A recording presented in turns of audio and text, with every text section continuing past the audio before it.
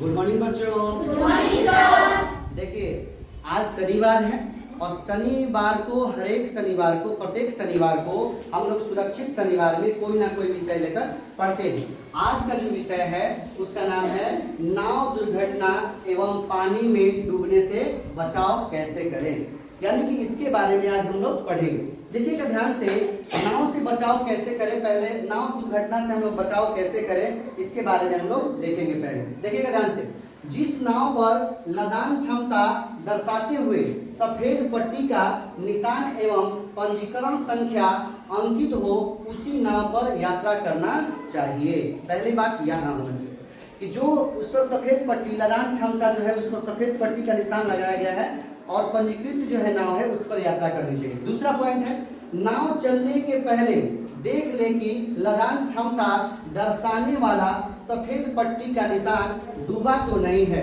अगर डूबा है तो तुरंत उतर जाना चाहिए। मान लीजिए कि नाव का जो क्षमता है ना, वो जो है मान लीजिए कि 30 लोगों का है, हम वहाँ 60 लोगों को बैठा दिए, तो जो निशान लगा है पट्टी सफेद पट्टी पानी में डूब जाएगा।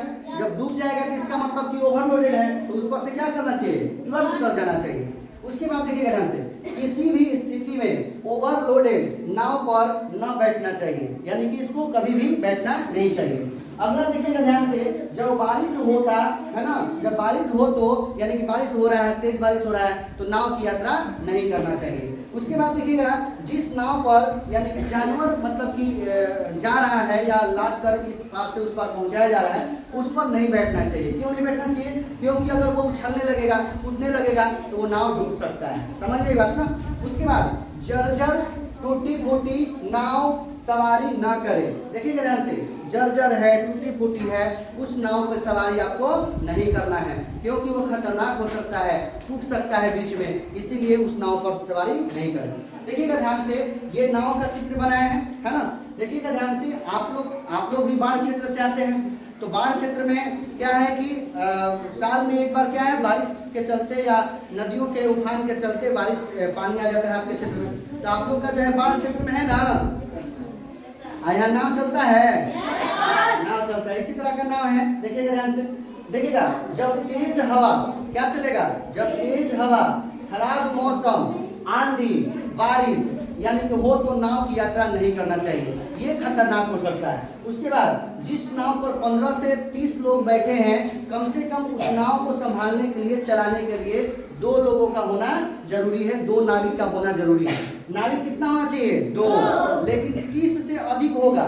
अगर उस नाव की क्षमता 30 लोगों से अधिक है तो आपको क्या करना है कि उस पर 3 नाविक होना अनिवार्य है। कितने नाविक? 3 नाविक होना अनिवार्य है।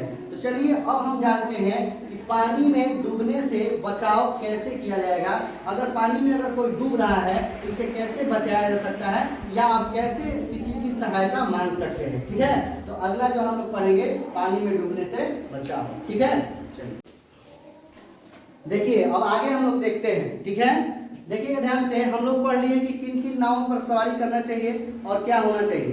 तो आगे हम लोग देखते हैं कि अब कैसे बचाव किया जाए। देखिएगा ध्यान से, जिस नाव पर, अगर नाव जो है जिस नाव पर यानी कि जीवन रक्षा के लिए लाइफ जैकेट रखा हुआ है उस पर सवारी करनी चाहिए। उसके बाद देखिएगा ध्यान से, यहाँ प्राथमिक बॉक्स, वहाँ उपचार के लिए अगर बॉक्स रखा हुआ है तो उस पर आपको क्या करना चाहिए, सवारी करनी चाहिए। उसके बाद जो है, अगर किसी भी तरह मान लीजिए कि आप गहरे तालाब में या नदी में गिर जाते हैं तो आपको क्या करना चाहिए। पहले तो गिर गए तो एक के बाद तो आप डूबिएगा नहीं, चिल्लाने का प्रयास करिएगा, बचाओ बचाओ बचाओ, चिल्लाने का प्रयास करिएगा। ठीक है, अगर मान लीजिए कि कोई नहीं देख रहा है तो आप कपड़ा, अगर शर्ट खोले हैं तो शर्ट खोल के आप ऐसे लहरा सकते हैं उसको बचाने के लिए, उसकी ध्यान आकर्षित करने के लिए, है ना। या आप जो है पानी को क्या कर सकते हैं, उछाल सकते हैं, इस तरह से आप मार सकते हैं पानी पर। इस तरह मारने से क्या होगा, इस तरह मारने से क्या होगा कि आप अंदर डूबिएगा नहीं, और वो क्या होगा कि पानी जो है उस पर कंपन होगा और ऊपर ऊपर उछलेगा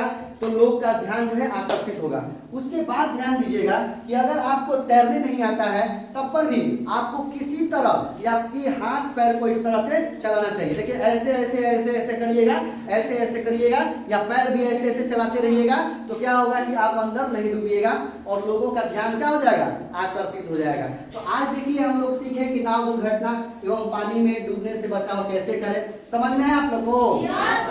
चलिए तो अगले शनिवार को मिलते हैं सुरक्षित शनिवार में। फिर जो है अगले सुरक्षित शनिवार में नया एक टॉपिक लेकर आएंगे, नया एक विषय होगा। चलिए ठीक है ना, चलिए आज के लिए धन्यवाद।